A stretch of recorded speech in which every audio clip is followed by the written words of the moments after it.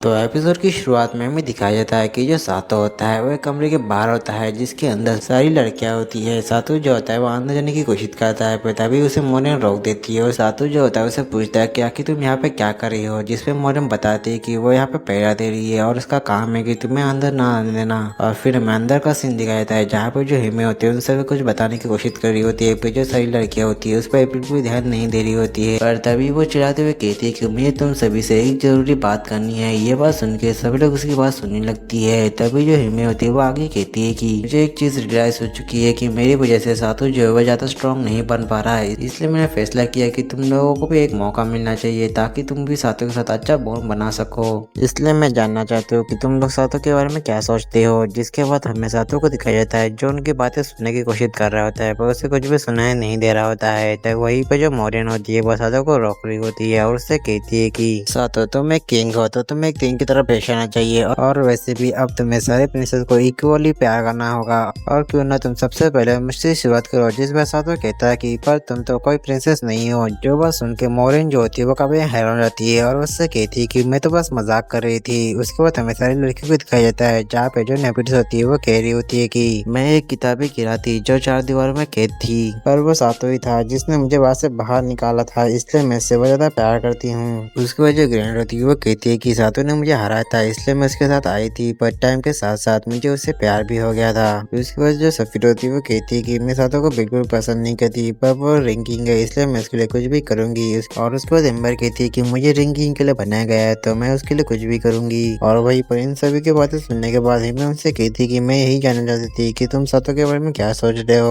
वही पर जो सफीर होती है वो कहती है कि मुझे लगा था कि हम लोग सातू की बुराई करने वाले हैं। ये बात सुन के मैं कहती है कि तुम सच में सातू को पसंद नहीं करती। पर तभी जो नेपिटस होती है वो कहती है कि हम भले कितनी भी कोशिश कर ले पर फिर भी जो सातो है वो हिमे से ही प्यार करेगा। ये बात सुन के हिमे कहती है कि हाँ तुमने सही कहा, इसलिए मैं कोशिश करूंगी कि मैं सातो के नंबर 1 बनी रहूं। ये बात सुन के ग्रैंड से कहती है कि ये कितना ज्यादा रूड था। जो बात सुन के हिमे कहती है कि नहीं तुम गलत समझ रहे हो, मैंने कहने का मतलब वो नहीं था। और उसके बाद वो लोग ऐसे ही बातें कर रहे होते हैं और अपनी दिल की बात कह के वो काफी ज्यादा खुश होते हैं और उसको ऐसे उन लोगों का बॉन्ड जो होता है वो और ज्यादा अच्छा हो जाता है। और उसके बाद वो लोग अपनी रिंग को आगे करते हैं और वो चमकने लगती है। जिसके बाद हमें सातों को दिखाया जाता है जिसकी रिंग भी चमकने लगती है। और फिर हमें अगले दिन का सीन दिखाता है जहाँ पे वो सभी लोग उसी डोर के पास होते हैं जहाँ पे जो सातो होता है उनसे पूछता है कि आखिर तुम लोग कल किस बारे में बात कर रहे थे। जिस पे जो एम्बर होती है वो चिल्लाते हुए कहती है कि हम तुम्हें ऐसे नहीं बता सकते। और वही पे जो सातो होता है इस चीज की वजह से डर जाता है। वही पे जो नेपोटिस होती है वो सातो से कहती है कि तुम चिंता मत करो, हम बस एक इम्पोर्टेंट बात कर रहे थे। पर तभी जो ग्रेनाड होती है वो सातो से कहती है कि क्या तुम इस डोर को आप ओपन कर पाओगे। जिसपे सातो कहता है कि हाँ मैं कर पाऊंगा क्योंकि अब मुझे काफी ताकतवर फील हो रहा है और लगता है ये सब तुम्हारी वजह से हुआ है ग्रेनाइट, इसलिए तुम्हारा थैंक्स। जिस पे ग्रेनाइट कहती है कि ये सब मेरे अकेले का काम नहीं है। ऐसा कहकर वो हिमे की तरफ देखने लगती है। हिमे जो होती है वो ब्लश करने लगती है। उसकी वजह सातो होता है वो अपने पावर का इस्तेमाल करता है और उस डोर को डिस्ट्रॉय कर देता है। जो चीज देखे सभी लोग अभी तक खुश रहते हैं। तभी वहाँ पे एल्डर आती है जिसे देख के सातो उससे कहता है कि क्या हम लोग यहाँ से अब जा सकते हैं। जिस पे एल्डर कहती है कि हाँ तुम लोग यहाँ से जा सकती हो क्योंकि सातो तुम अब फर्स्ट रैंकिंग के जितने पावरफुल बन चुके हो।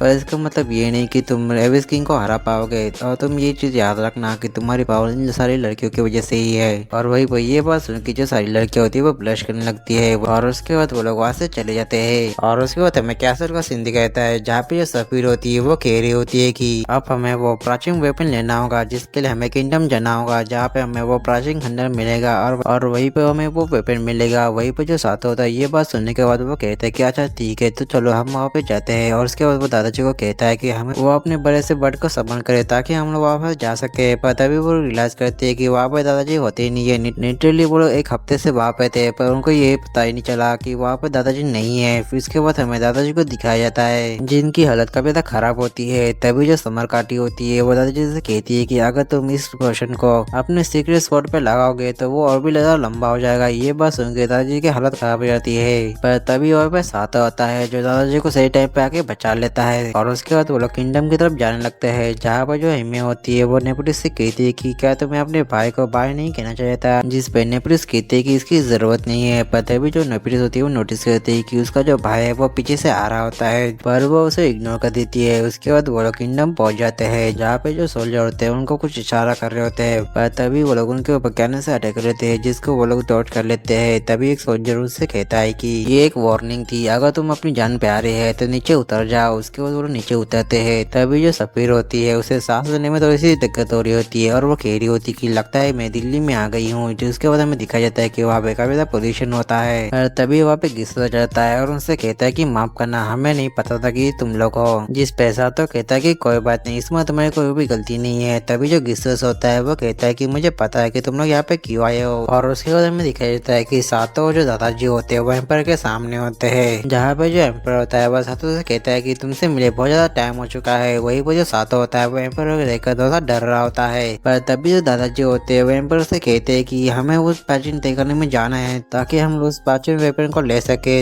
और साथ उसका इस्तेमाल करके एविस किंग के साथ फाइट कर सके। जिसपे जो एम्पर होता है उसे साफ मना कर देता है और उससे कहता है कि उस प्राचीन तय करने में जितनी भी चीजें है वो हमारी अमानत है तो हम तुम्हें नहीं दे सकते। और वैसे देखा जाए पिछली लड़ाई में जो सातों है वो एविस किंग के सामने काफी ज्यादा कमजोर पड़ गया था, इसलिए तुम्हें वहां से भागना पड़ा था। तब वो अकेला था, पर अगर अगली बार उसके साथ उसकी आर्मी भी होगी तब तुम क्या करोगे। जिस पे जो सातों होता है वो कुछ भी नहीं कह पाता। तभी जो एम्पर होता है वो आगे कहता है कि वैसे देखा जाए तो हमें तुम्हारी जरूरत नहीं है और वैसे भी अगर मैं चाहूँ तो तुमसे वो रिंग आसानी से ले भी सकता हूँ। उसके बाद वो आगे कहते हैं कि भले ही हम लोगों के रास्ते अलग अलग है पर हमारी मंजिल एक ही है। ऐसा कहने के बाद वो वहाँ से चले जाते हैं और उसके बाद हमें अगले सीन में दिखाया जाता है कि जो सातों होता है वो काफी ज्यादा परेशान होता है और वहीं पे जो दादाजी होते हैं वो कह रहे होते हैं कि अगर मुझे मौका मिले तो मैं उस वेपन को लेने की कोशिश करूंगा। उसके बाद वो आगे कहती है कि पिछली लड़ाई में सातों के अटैक की वजह से एविस किंग काफी ज्यादा वीक हो चुका है, पर अगली बार जब हमारा सामना उसके साथ होगा तब वो काफी ज्यादा स्ट्रॉन्ग होगा।